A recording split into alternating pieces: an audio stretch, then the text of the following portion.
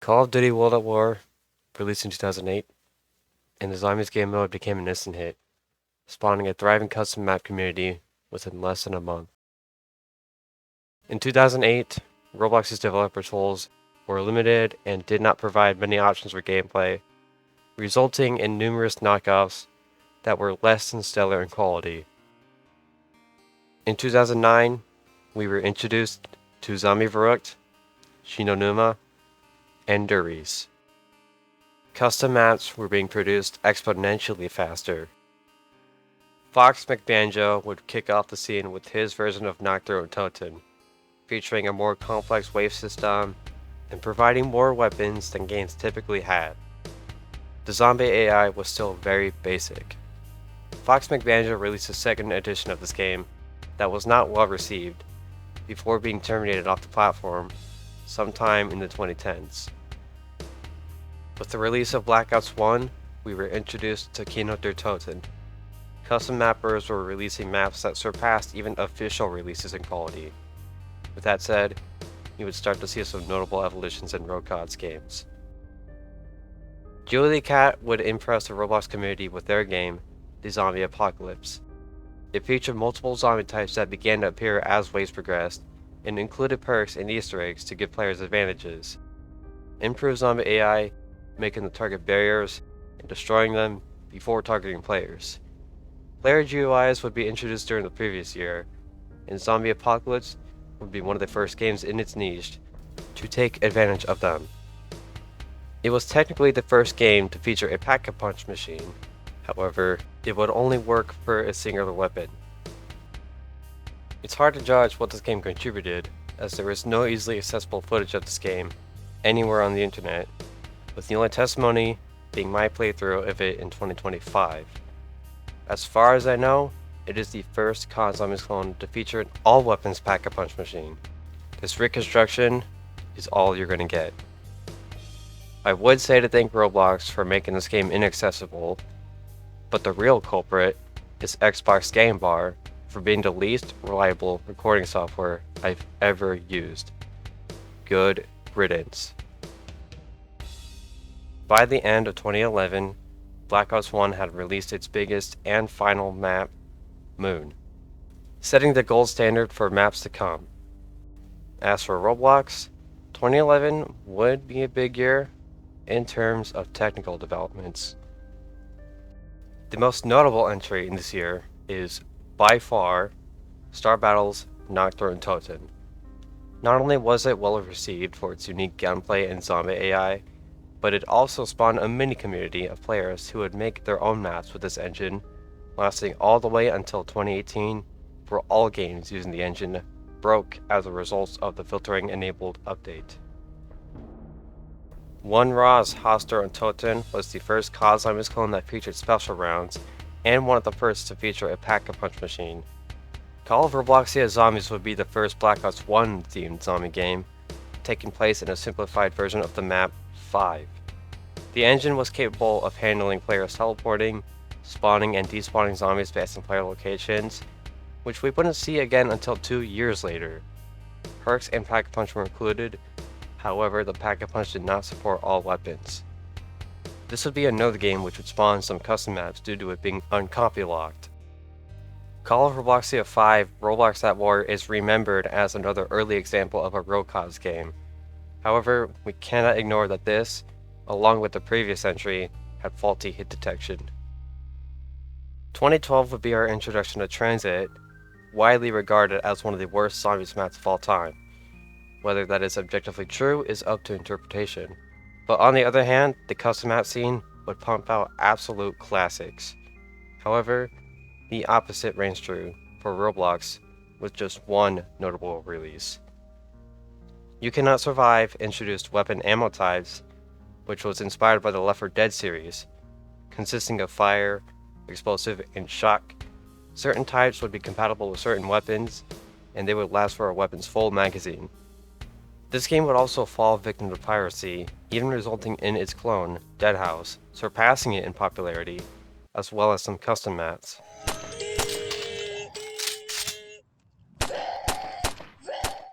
The custom map scene would yield decent results in 2013, However, Treyarch would change the zombies mode forever with the release of Mob of the Dead, Buried, and Origins back to back. You would think at this point some of that would carry over into the Roblox community, but truth be told, not much would come of 2013. Clinic der Toten was more or less a mock-up of Star Battle Zombies. Der Riese would be Star Battle's first game with the pack-a-punch machine. ZombieCon would combine elements of wave defense with COD Zombies, having wall weapons, perks, and point mechanics, so it technically counts. Hostel and Toten would receive an upgrade in several aspects. A clone of You Cannot Survive, being Deadhouse, would receive a visual upgrade, taking advantage of the new dynamic lighting, as well as adding new gameplay mechanics, such as the weapon upgrader. But other than that, 2013 would be a pretty dull year in terms of RO-CoDZ games, apart from one standout. The Last Stand had a huge arsenal of unique weapons, starter unlocks, zone-based spawning, and intricate map design that, to this day, no Roblox game has ever replicated. There were 6 different levels of zombies, as well as many types of zombies, including the healer, the bomber, and the ghost, which would spawn during special rounds. You could build items, use teleporters, and even find several Easter eggs, some of which benefit the player. You could buy wall weapons for free, upgraded for free. I do believe that, unless this game is faithfully recreated or restored, there will never be another game like The Last Stand ever again.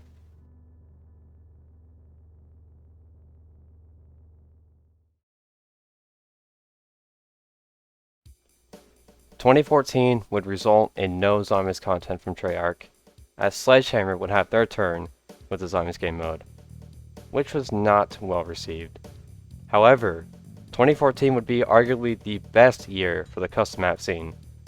This year alone deserves its own video. To say the same for the Roblox scene, however, the difference is night and day. Zombies Test is the only noteworthy game of this year, being the first RO-CoDZ game to have an elaborate attachment system. However, it's apparent this game never received any substantial development. After the failed release of ZombieCon 2, ZombieCon would be overhauled with a new set of weapons, difficulties, enemies, bosses, and an updated appearance, and dirt cheap game passes. The developer of Clinic der Toten would go on to make Zombie Game and rehaul the weapon system. 2015 is a weird year for all parties. Nobody was ready for Shadows of Evil, and some of the best custom maps in history released this year, but 2015 would be the start of what I would call slop maps, as opposed to passion maps. Maps that were made with an idea in mind, as opposed to maps made with a vision in mind. Zombie Universe would release with Origins and Mob of the Dead, which would have made this an outstanding game, if not for the dated zombie AI and the awful weapon scripts. The Horde would show off good map design and a decently challenging and clunky yet fun gameplay loop. However, the Horde would suffer from utilizing the same weapon scripts. Allow me to introduce you to the Turbo Fusion gun kit. Despite making its debut in 2014, it wouldn't become widespread across many games until the following year. Why? It looked high quality. It had a fancy UI, smooth animations that were rare for its time, and movement mechanics that would otherwise be attempted in other gun kits, while resulting in game-ruining glitches. However, it did not work properly in third person.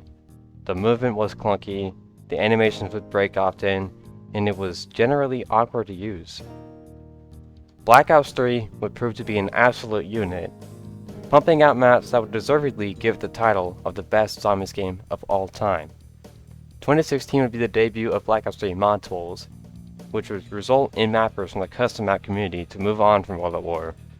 Infinite Warfare Zombies would release the same year, but players would not warm up to it until several years later.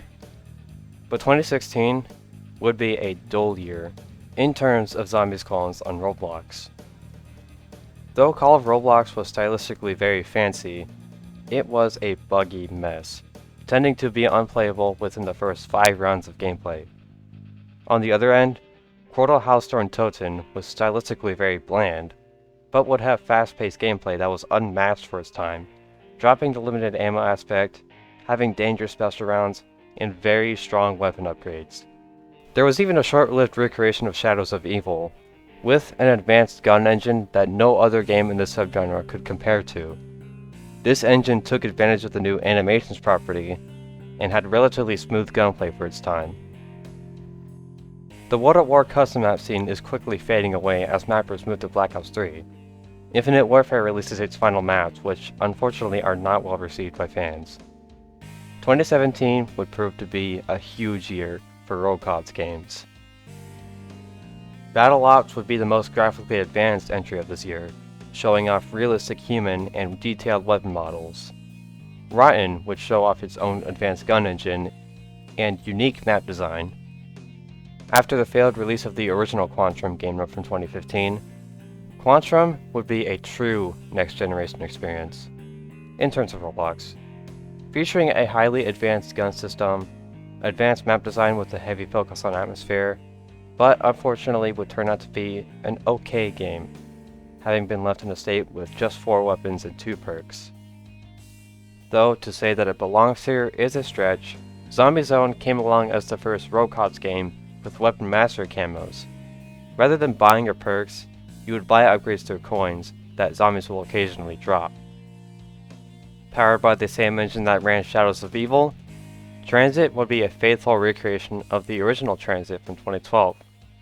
Until this point, the only renditions of Transit existed as a custom map from Call of ROBLOXia, and a set of maps created from Star Battle's engine, hosted under the account Max Ammo, a well-known custom mapper in the Roblox team. Last to Survive came around with an updated version of the gun engine from Transit, as well as boasting unconventional map design that entries in the past typically did not have.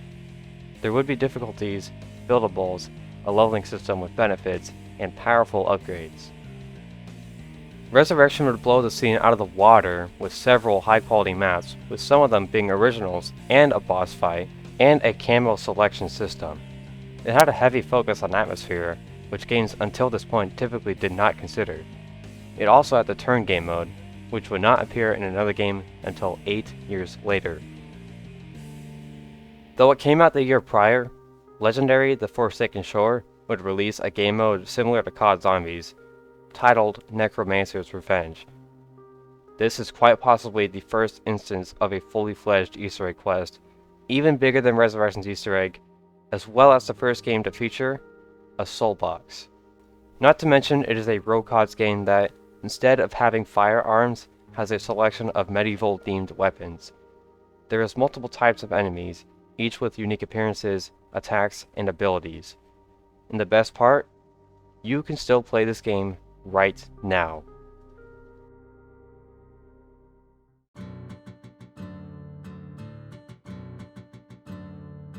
Aside from a few standout releases, 2018 would be a dead year for World at War customs.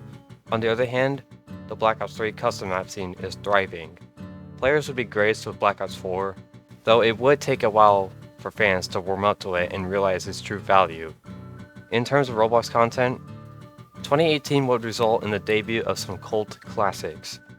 Unfortunately, it was the year of the dreaded filtering enabled update, which caused anywhere from 50% to 95% of all unmaintained games to break down and become unplayable. Survive and Kill the Killers in Area 51 would release their game mode, Endless. Given the popularity of the Area 51 map itself, I'm surprised it took so long for a Roblox developer to produce a game that took place in it.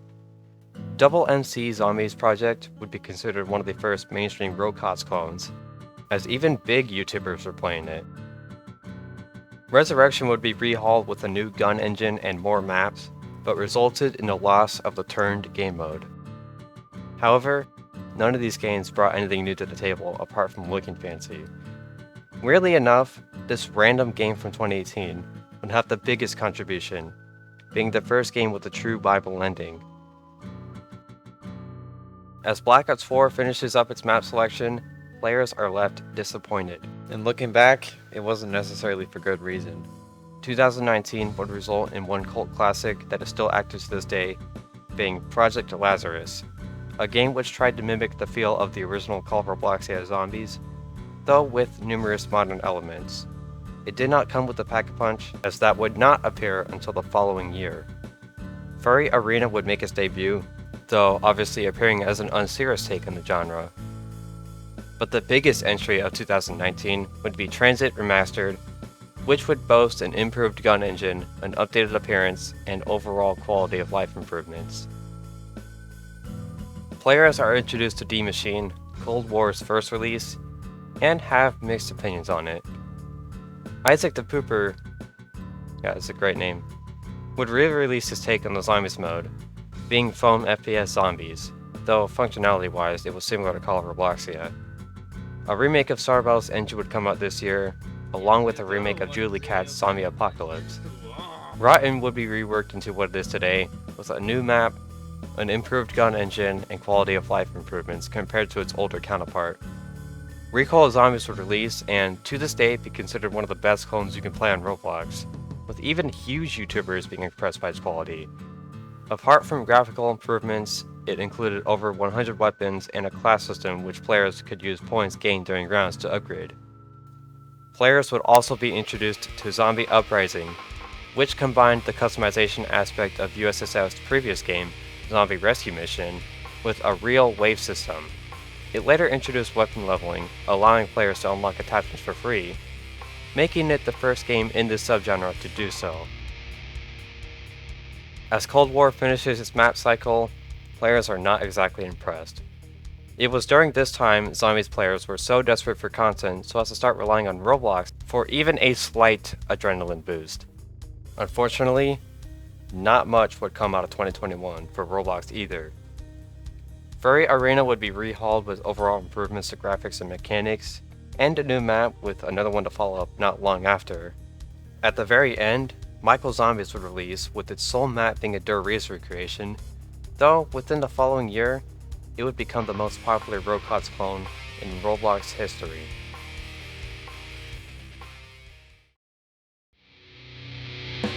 Zombies players did not get any new content from official developers in 2022, if we're not counting the widely hated catastrophe that was Vanguard Zombies. Challenge maps are becoming mainstream, as opposed to passion maps in the Black Ops 3 custom map scene. As for Roblox, well, it was a mixed bag. Call of Duty Blocks at War would release and severely under-deliver. Zombie Invasion would contribute gimmicky takes on existing mechanics, and other obscure releases. Our Zombies would impress players with high-quality model and map ports. Forsaken Frontiers, its most ambitious map, would release in the following year. Bloxy Zombies would be an example of fast-paced gameplay done right. Bingus Zombies would reintroduce Easter egg objectives, rewarding the player with new features to give them advantages, though to say that it is a smooth sailing game would be dishonest. Due to its overwhelmingly positive reception, Michael Zombies would continue to release maps with Easter eggs as well as an attachment system. But the biggest release of 2022 would come at the end of the year with Resurrections. Taking place in Shedletsky's haunted house, it boasted a harrowing atmosphere, a level of difficulty that would drive most casual players away, smooth gunplay, and many Easter eggs. Modern Warfare 3 introduced their take on the Zombies mode, and to say the least, fans were not happy with it. As for 2023, I actually would consider it to be a good year for Roblox COD Zombies clones. Prototype zombie game would show some promise, showing off its fancy graphics, perk selection, and gun scripts, but not much would come out of it. Valor would release and quickly began to show its potential, even releasing an event map which was well received. However, this event map would be the height of its success, as it never really gained traction after its retirement, and underwhelming re-release. Miscellaneous X would bring to the table an unrelenting level of difficulty, only remedied by a single perk. Deadshot would show its potential with its second release, Laboratory, featuring absolutely beautiful aesthetics, unfortunately suffering from a lackluster engine. NSF would release its Zombies mode with unconventional map design and mechanics, as well as a Deadhouse recreation. Zombies Are Coming would release its standout map, their Stalingrad, with a fully fledged Easter egg quest into a buyable ending, though with frustrating gameplay mechanics and an underpowered weapon selection. From the developer of Fairy Arena, Survival Test would show potential with its complex map design and advanced gun engine. Michael Zombies would release its map, Michael Barrel, which included an Easter egg quest into a boss fight and a buildable ending or second optional boss fight. Players are excited for Black Ops 6 Zombies, and their excitement would be met with disappointment, as the maps that were promised did not live up to their expectations. And this would be the first year the ROBLOX CoDZ Zombie scene would show potential that it can compete with official releases and the custom map scene. Michael Zombies would be the first RO-CoDZ game in history to feature a gun game mode, debuting at the start of January, 12 years after the first Zombies gun game mode was released in UGX Christmas, all the way back in December of 2011. Exterminate and Bunker would be made in the style of a 2012 game, coming out with a fully fledged, non-linear Easter egg, gimmicky weapons including 2 original Wonder Weapons, and starter weapon unlocks. Corrupt Zombies would release with an elaborate attachment and mastery camo system, and was one of the first games to have a set cast of voiced characters. Rainfall would follow suit, though its survival mode came out later. Its survival mode would be more grounded in reality, sacrificing the magic element of CoDZ Zombies for pure grit and realism. Resurrection would have their take on an attachment system, having attachments unlocked through cards, which were gained by progressing rounds or completing missions. Transit Remastered would be rebranded as Reminiscence, sporting a huge selection of maps and new mechanics to increase replay value, including a remaster of Last to Survive's Soul map, Site 2506. Equilibrium would release with fast-paced gameplay and relatively strong weapon upgrades. A gun game mode and most of its first map's Easter egg would be released later. Survival Test, now known as Operation Coyote, would come out of developmental stages with the biggest Easter egg quest in Roblox history, sporting puzzles, lockdowns, soul boxes, new weapons, and even a boss fight.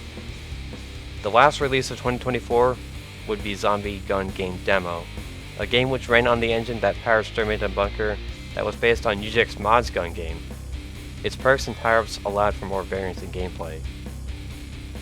Treyarch would follow up Black Ops 6 with the release of Black Ops 7, being the first time since 2005 a Call of Duty developer was responsible for 2 back-to-back major releases, and the reactions from players would be no different. Mainstream RO-CoDZ would stagnate compared to the giant that was 2024. Zombie Defense Tower would release, powered by the same engine that ran Zombies Brain Rot, and this would spawn a trend where games would combine elements from Tower of Hell with CoDZ Zombies. Tower of Zombies, Zombie Tower Evolved, Brain Rot Zombies Tower, and Rabid Zombie Tower in the following year. Zombie Obby would combine classic Roblox obbies with CoDZ Zombies, though it did not become a trend. Going back to 2015, rumors began to spread about a possible RO-CoDZ game running on the new Phantom Forces engine, but they would not become true until 10 years later. By then, the engine had been considered by many players as ancient technology, and while already being an overhyped mess that under-delivered, the project was deservedly shunned by players dissatisfied with the developer's actions, to put it lightly. On a more positive note, Left Alone would release as a top-down shooter as opposed to first-person. Knocked Zombies would show off its high-quality model ports, custom characters with voice acting, and interesting map design. Zombie Rise would release with a Shadows of Evil themed map, being the second clone to do so.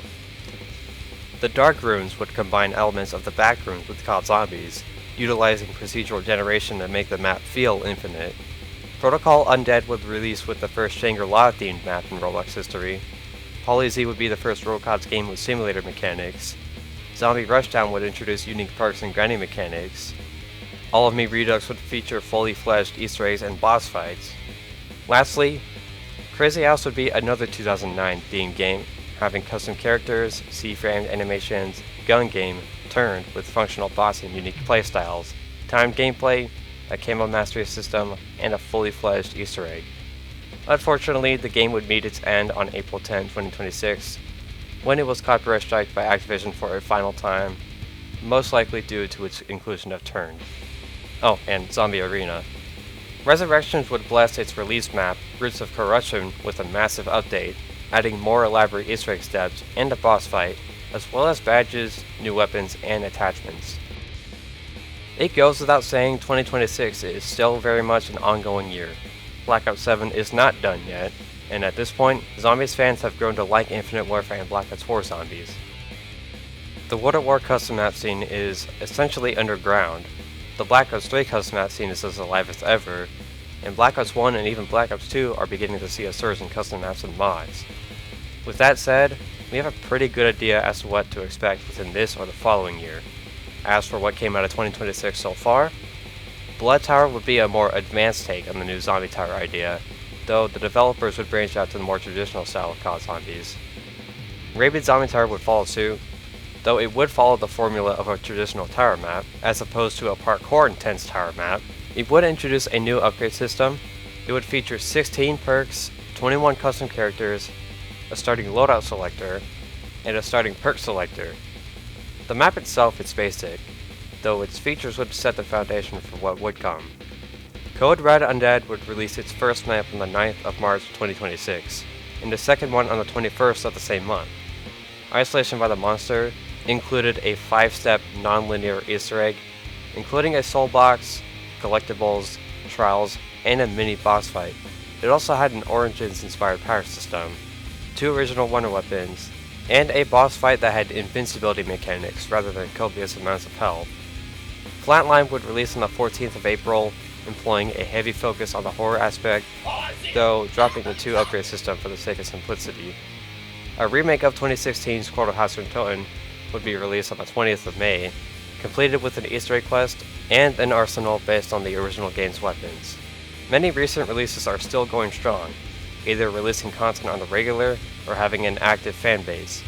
As for new projects to come, though there's not much media to go off of as far as Michael Zombies 2 is concerned, the developers have hinted that there is a second Michael Zombies on the way. And perhaps the most anticipated release, Dan Zombies is still receiving sneak peeks to this day, and is showing great potential to be the biggest RO-CoDZ clone in the history of Roblox.